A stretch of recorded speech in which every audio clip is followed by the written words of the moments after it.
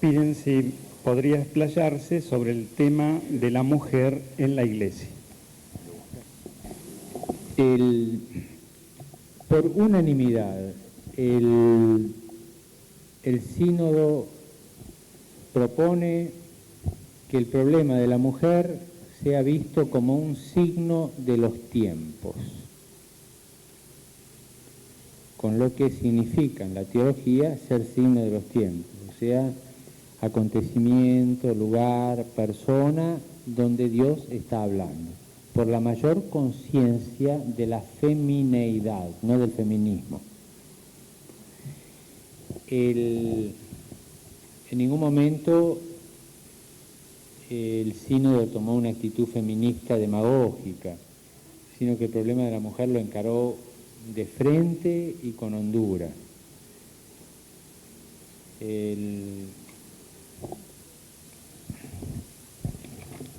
Ser mujeres consagradas comporta hoy una exigencia de formación con visión a la vez universal y local de la cultura, con sus valores y sus desvalores, y una gran capacidad de discernimiento también ante los pluralismos culturales de muchas regiones donde hay que inculturar el Evangelio. Les voy largando intervenciones del sínodo. Con su femineidad, que debe centrarse en María, personificación femenina del pueblo de Dios, debe unirse al designio eterno del Padre y convertirse para el mundo presente en una partner de Dios.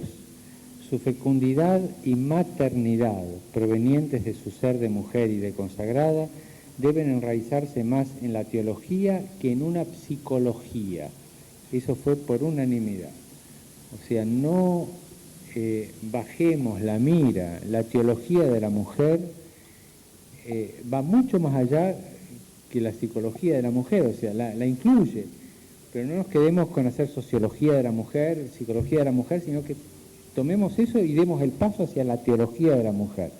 Y de ahí el recurso a esos dos documentos que le dije. A mí me llamó la atención cuando empezaron a ventilar el Marialis Cultus de Pablo VI. Pero me extrañó, dije, ¿esta qué viene? Claro, después me di cuenta.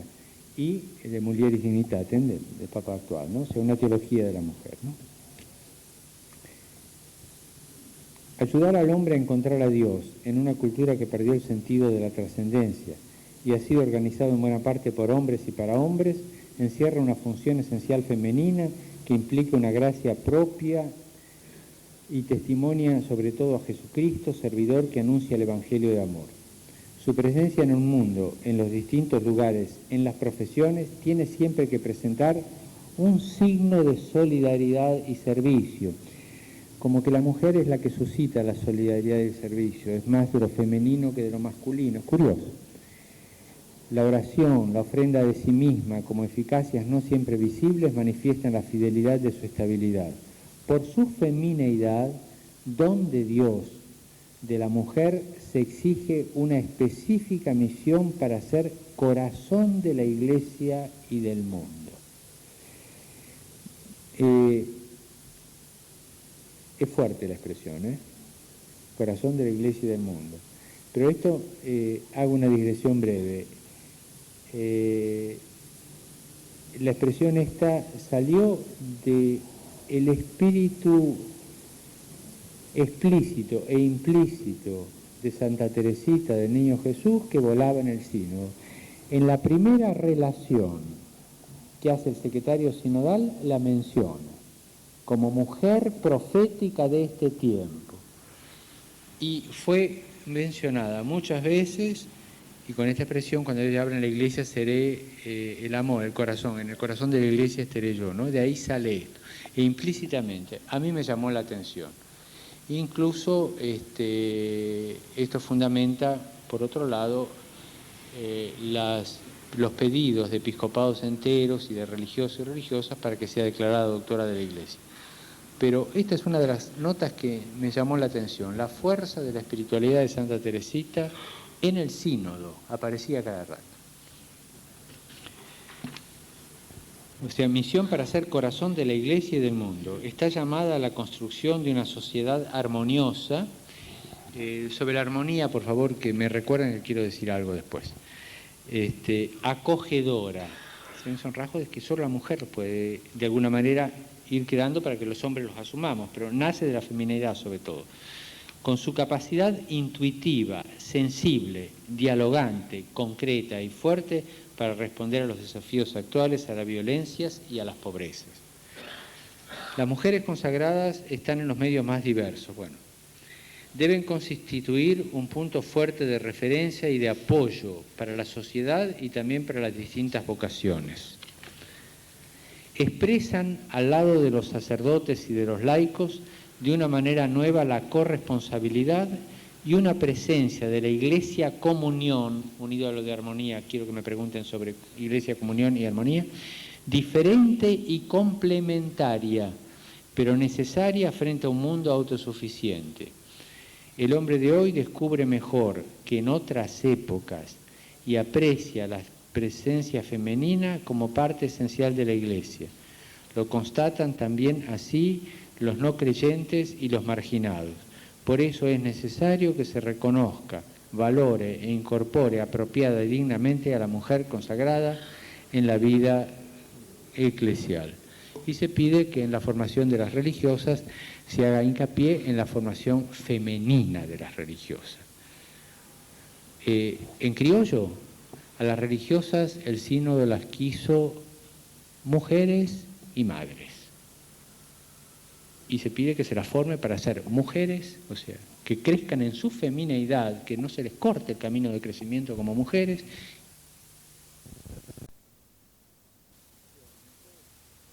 Hubo algunas intervenciones, dos, que por ahí eran más feministas que femeniles. Una por una auditora y otra por un obispo, que pedían más actividad, que se las tuviera más en cuenta en los trabajos eclesiales, en la toma de decisiones. Ojo, eso también lo pidieron con una visión femenina sana, que la mujer en la Iglesia esté en la toma de decisiones. Yo me quedé chocho, porque acá en Buenos Aires, en cada vicaría episcopal, el equipo pastoral vicarial está formado por una religiosa, un laico y un sacerdote, así que dije, bueno, en Buenos Aires deciden pastoralmente también las mujeres de alguna manera, pensaba para mí adentro, ¿no? Pero estas dos intervenciones feministas, una de un obispo fue la que dio pie a que, ¿por qué no las hacen cardenales, que sacaron los diarios? Que es lo único que sacaban los diarios realmente, ¿no? Pero se pedía que tuvieran trabajo en los dicasterios. No se sabe, no estamos informados de los trabajos importantes que las mujeres y las religiosas tienen en los dicasterios romanos. Hay muchas religiosas que hacen trabajos delicadísimos en los dicasterios romanos. Que tengan que hacer más, y quizás sí, no sé. Pero las intervenciones estas feministas marcaban el que tenga más responsabilidad. Y por unanimidad el sínodo dice que sí, que se les vaya dando, o sea, que ocupen la responsabilidad femenina que les corresponde. Punto, así en general y bien claro, ¿no? Y después dice una cosa que quisiera decirla, ¿no?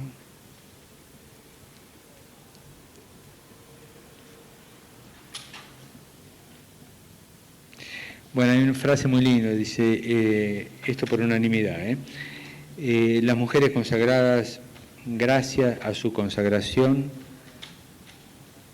son un signo de la ternura, del amor de Dios Padre hacia el género humano. Signo en el sentido teológico, ¿no? Un sacramento, ¿no?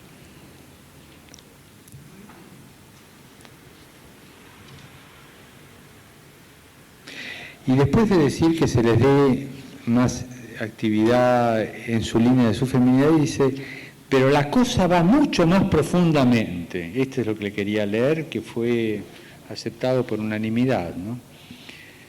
Exige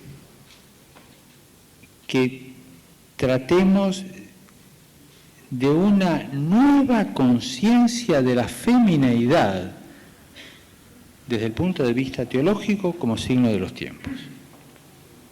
O sea, no se queda en que, bueno, están las feministas que están coleando, aflojale que colea, dale un poquitito más para que tengan trabajo, sino, no, vayamos teológicamente al fondo y tomemos conciencia teológica de lo que significa su femineidad. Para mí esto es lo más grande que ha dicho el sínodo respecto a la mujer. Alguien pregunta acerca del hábito religioso, qué es lo que el sínodo ha reflexionado al respecto.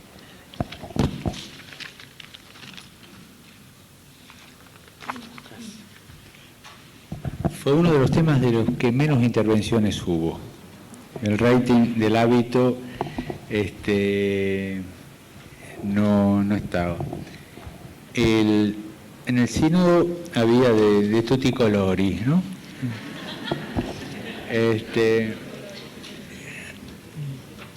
Mujeres vestidas normalmente, como ustedes, otras con hábito.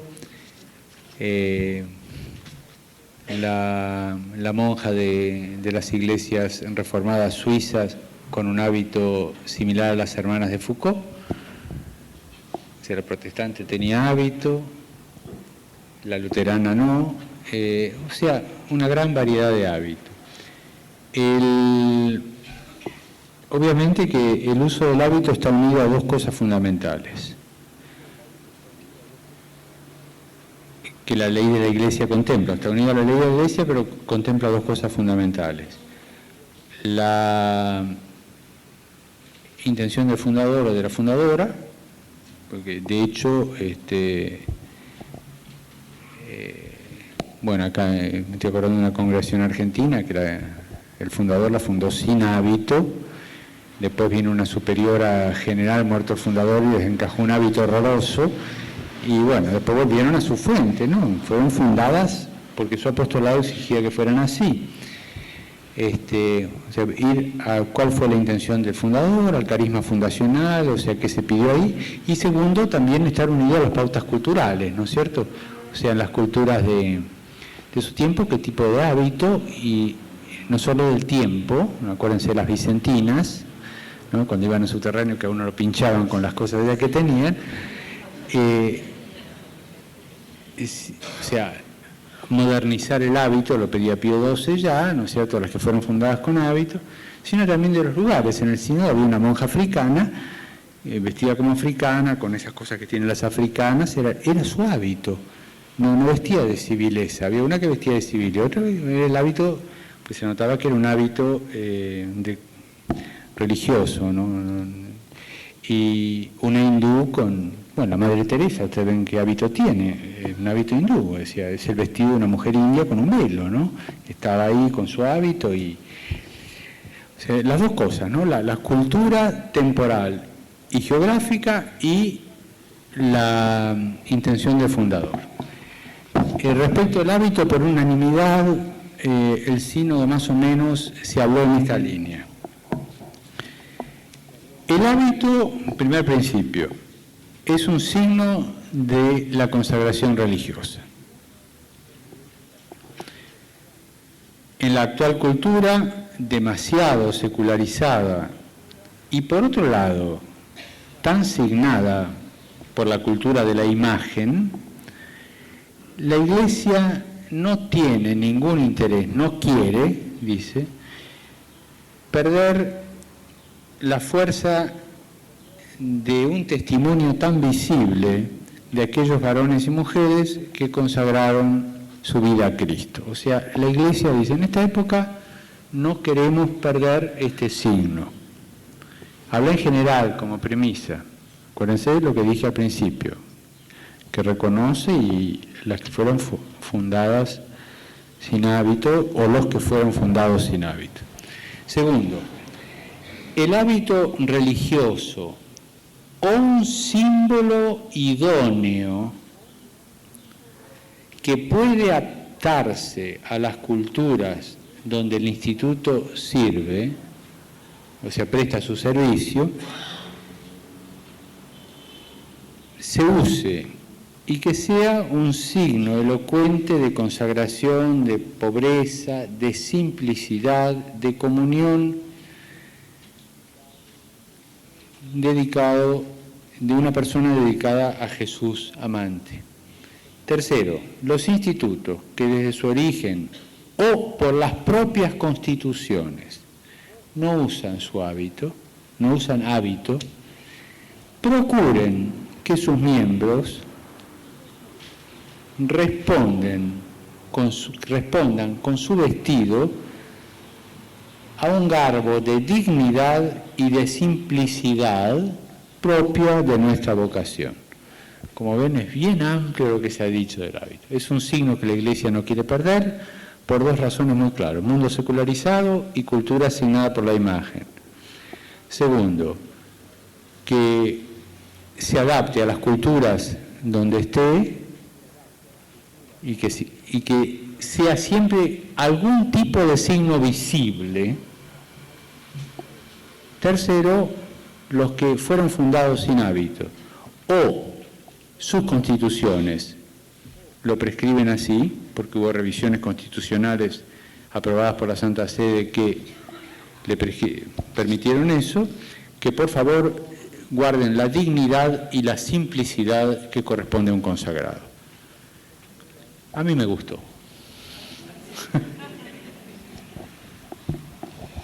Quedan muchas preguntas. Hay una que pide pueda transmitir lo que se dijo sobre la Virgen María en la vida religiosa y si puede vincular el tema con los problemas de la Iglesia hoy y el malestar ante ciertas teologías.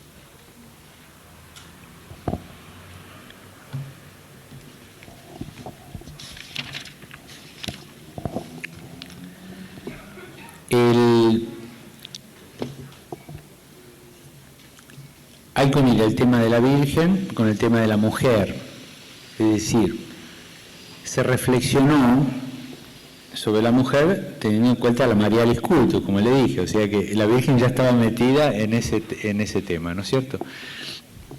Eso es lo primero. Segundo,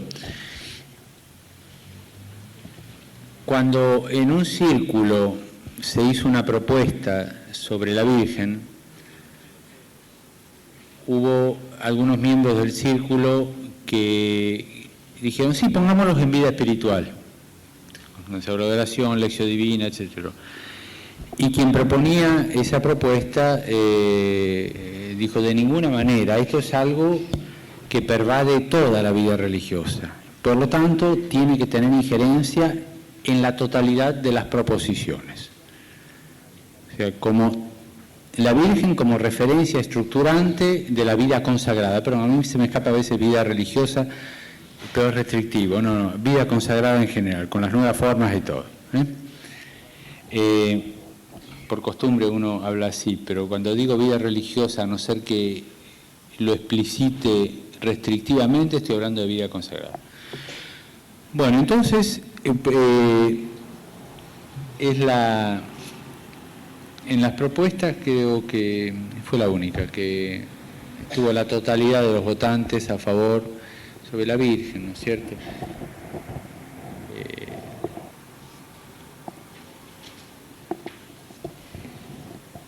Y más o menos la cosa, lo que se dijo por unanimidad, y es así. Dado que la Virgen María nos precede a los Christi Fideles, o sea, a los cristianos, en la peregrinación de la fe y en el seguimiento de Cristo, como madre y ejemplo, téngasela en cuenta como madre y ejemplo de la vida consagrada. Madre que engendra y ejemplo. Y también se fomente una auténtica devoción, la cual devoción implica la constante contemplación de su vida escondida en Jesucristo y a la vez la imitación de ella en el modo de proceder hacia el servicio de todos. O sea, dos cosas. Nos precede en el camino de la fe y por lo tanto se la vea como madre que nos abre las puertas y nos engendra, y ejemplo, porque nos precede. Segundo, se fomente una devoción que sea imitativa en el servicio y a la vez en la vida escondida con Cristo en Dios. Y después se pide humildemente que la importancia de la figura de la Virgen sea de alguna manera puesta de manifiesto en toda la exhortación postsinodal.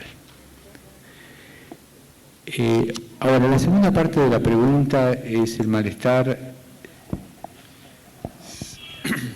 La pregunta vinculaba el tema de la Virgen María con el malestar ante ciertas teologías. No explícita más. Yo me pierdo un poco, no la termino de entender. A ver si vos como teólogo me explicás un poquito. No, yo no me puedo poner en la mente del o la redactora frente a los males y falsas teologías que dividen a la Iglesia, una presencia más continua de la Virgen en la vida religiosa. ¿Qué podría decir sobre esto? Es así la... En las intervenciones del sínodo no se relacionó a la Santísima Virgen nunca con este problema de las teologías, ¿no?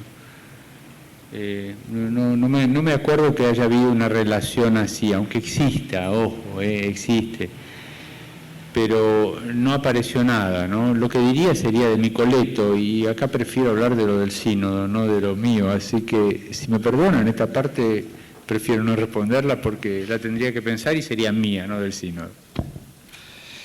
Se pregunta también acerca de la dimensión ecuménica, ya que Unitatis Reintegratio, en Unitatis Reintegratio se dice muy claramente lo que se debe hacer en cada diócesis, y en la nuestra, en Buenos Aires, lo que se realiza es muy pobre, una semana por la unidad y nada más. Bueno, de lo último recojo el guante y veremos qué se puede hacer. Lo ecuménico va mucho por el lado de la oración y la acción juntas de los consagrados y las consagradas, ¿no? Intervenciones como esa monja del Líbano, que trabajan juntas con las ortodoxas e incluso oran juntas, ha habido varias en el sínodo, ¿no? Respetando la participación eucarística de cada confesión distinta, ¿no es cierto? Pero orar juntas, por ejemplo, decía que a veces iban a rezar vísperas con las ortodoxas venían a rezar vísperas con ellas, pero como lo más natural, porque bueno, se dio, y trabajar juntos. Pero lo importante acá es, esto lo puede hacer cualquier cristiano, pero se vio la vida consagrada como lugar privilegiado de este trabajar juntos y orar juntos ecuménico. Y dentro de la vida consagrada, lo más privilegiado todavía, el monaquismo. Esas son las dos cosas claritas que se dijeron, que así apretadas, que yo resumiría de las intervenciones en el sínodo.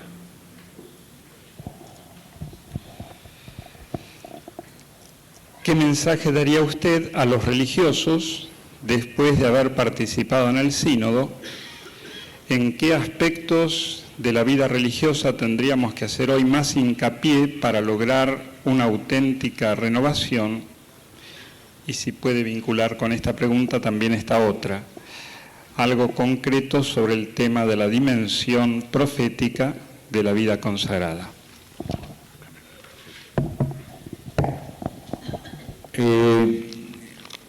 Bueno, creo que con lo que fui diciendo de las cosas del sínodo, se pueden sacar conclusiones para nosotros, ¿no? Es decir, cada cual puede llevarse un sayo para cubrirse y ponérselo, ¿no? Tendría que pensar un poco más, pero creo que salieron cosas que podemos tomar en nuestra iglesia local Después hay que esperar la exhortación postsinodal, ¿no es cierto?, que ahí ya nos van a venir las normas más claras, ¿no? Por supuesto que yo no quise leer ninguna de las propuestas ni nada, porque es una cosa que se le dio al Papa, simplemente hice menciones de cosas que más salieron en el sínodo, ¿no? Pero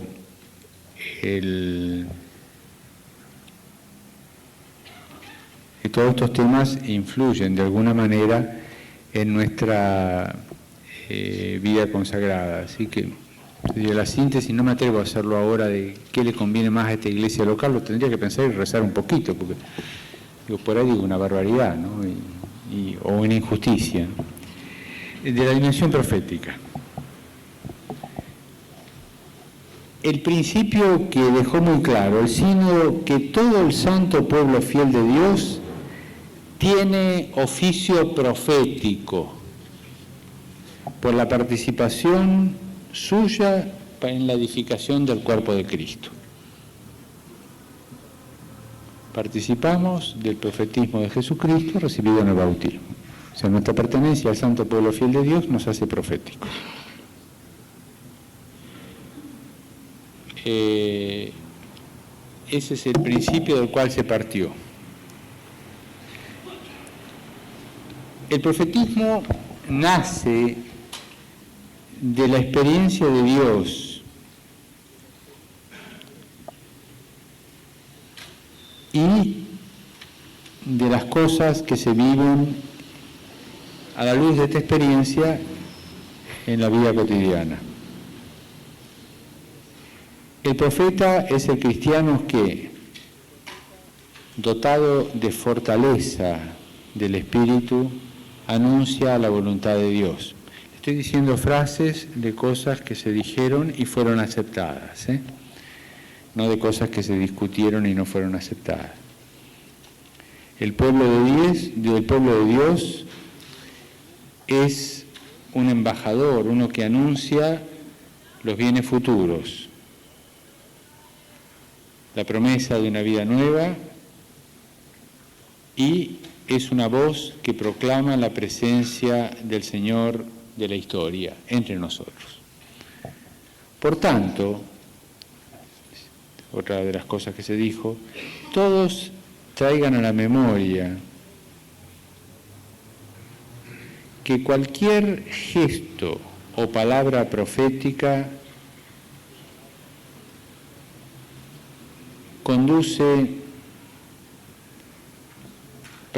debe nacer del diálogo de amistad con Dios, que conduce al conocimiento de su voluntad y a la discreción espiritual. Por otra parte, el ejercicio de la vocación profética supone un amor irrenunciable de la verdad y una audacia, parresía. El que habló dijo la palabra parresía, audacia, coraje, de la proclamación de la voluntad de Dios contra el dominio de la opinión pública, aunque de esa proclamación surjan conflictos. A mí me llama la atención, y aquí sí que bajo línea para una cosa de la iglesia local, esto es mío, no es del sínodo, pero que esta sí la tengo bien pensada y elaborada, pero es mía, así que me permiten la chapa de decir algo mío. A mí me llama la atención la falta de espíritu crítico que los consagrados tenemos frente a los medios de comunicación, la prensa, las revistas semanales y la televisión. Nos tragamos cualquier cosa, incluso de informaciones eclesiales o de cosas eclesiales. Fulano dijo tal cosa. ¿Dónde lo oíste? No, leí un título en un diario. Bueno, mira, andá y pedile que te dé el texto completo de lo que dijo, después me contás. Bueno, esa segunda parte nos olvidamos con frecuencia, todos, A mí me ha pasado también, por eso lo digo.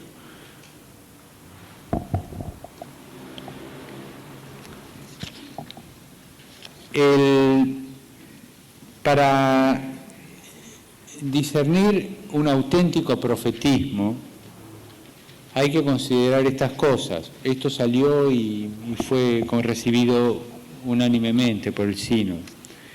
Si esta acción profética, especialmente si no es usual,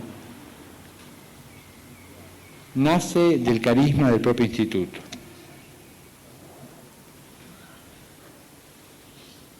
Si demuestra obediencia y ascenso claramente al magisterio, si nace de una vida de oración, si generalmente la persona que la hace es una persona vista como dócil, sobre todo al Espíritu Santo, y si esta acción profética es creadora de respuestas pastorales a los desafíos que están en cuestión. Son 4 criterios de discernimiento que me parecieron lindos que se dijeron ahí, ¿no es cierto? Y después, aquello que se afirmó, pero la vida religiosa es profética por el solo ser religioso. Un ermita metido en una montaña que nadie lo ve es una profecía para este mundo.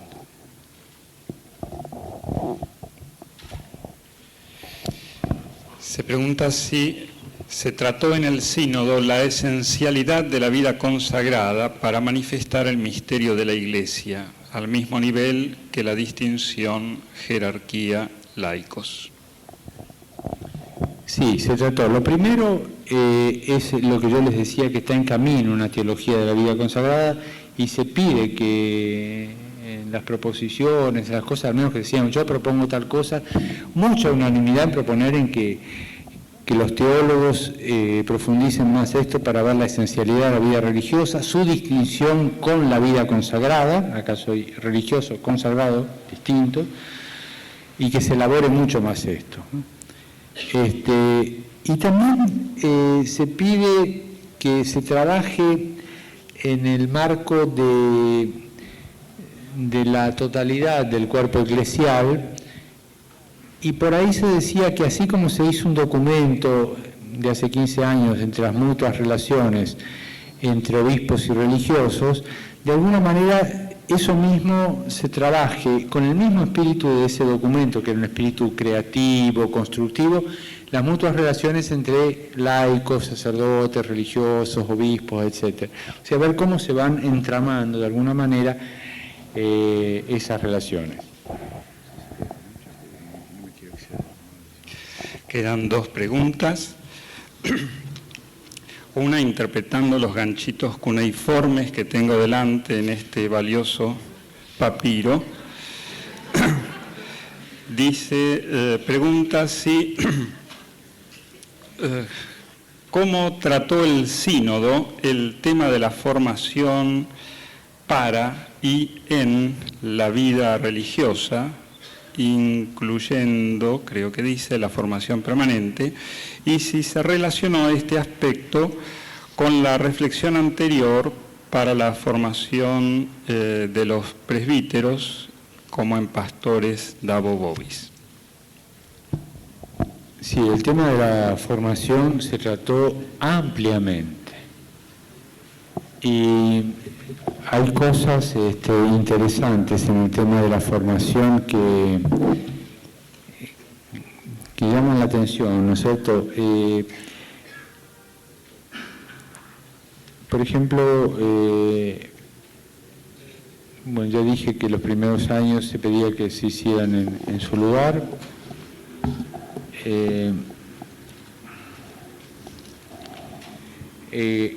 Asegura el sínodo que es esencial y un trabajo permanente la formación, ya sea inicial o continua, de sus miembros para estar al tiempo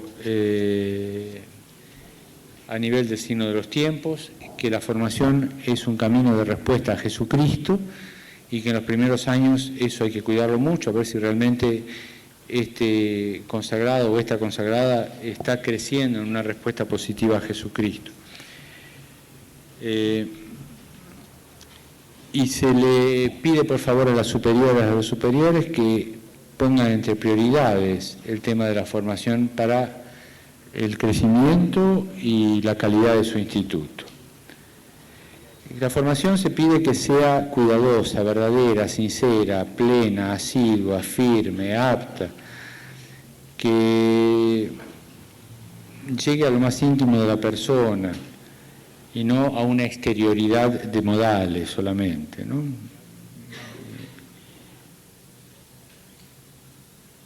Que haya un fundamento sólido en la catequesis. En general se pedía que por lo menos en el primer año de noviciado sepan el catecismo católico. Y lo cual sería bastante.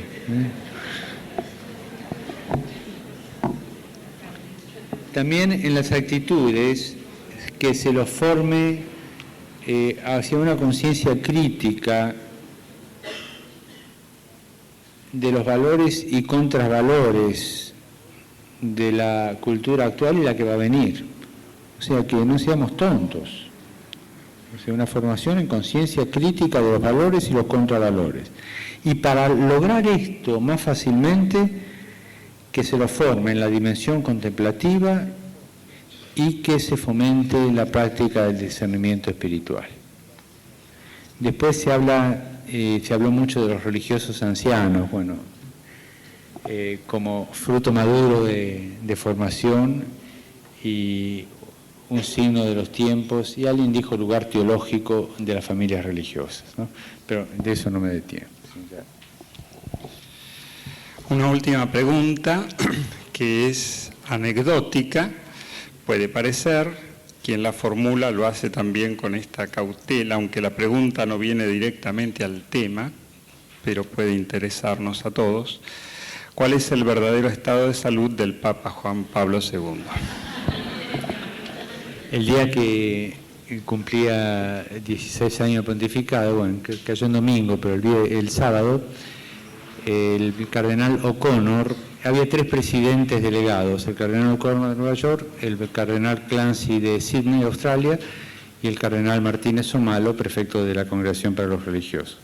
Y se iban turnando en presidir las congregaciones. El Papa asistió a todas, a todas. Bueno, ese día antes el cardenal O'Connor le tocaba presidir, bueno, lo felicitó y empezó a recoger, con ese sentido del humor que tiene este hombre neoyorquino,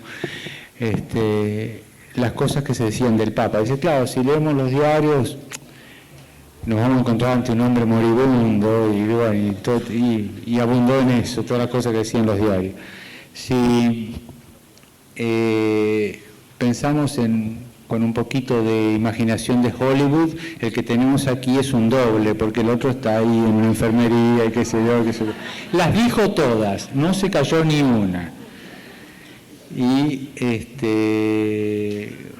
o sea que había conciencia de lo que se dice del Papa.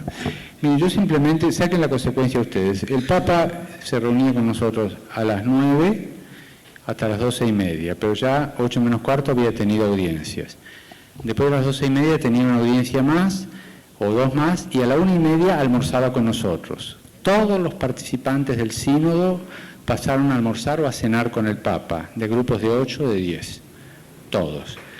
Después volvía a las 5, pero 3:30 había empezado audiencias particulares, hasta las 7. Y después cenaba con otro grupo. A eso júntenle el acto de la familia, sábado y domingo, 4 horas cada uno, una canonización, la misa del comienzo, la misa del fin, y el gran sentido del humor. Cada vez que entraba se mandaba un chiste o levantaba el bastón o hacía cualquier cosa, ¿no es cierto? Ahora, ustedes saquen la consecuencia del grado de enfermedad que tiene esta persona. Sí, nada más. Bueno, le expresamos nuestra inmensa gratitud a Monseñor Bergoglio.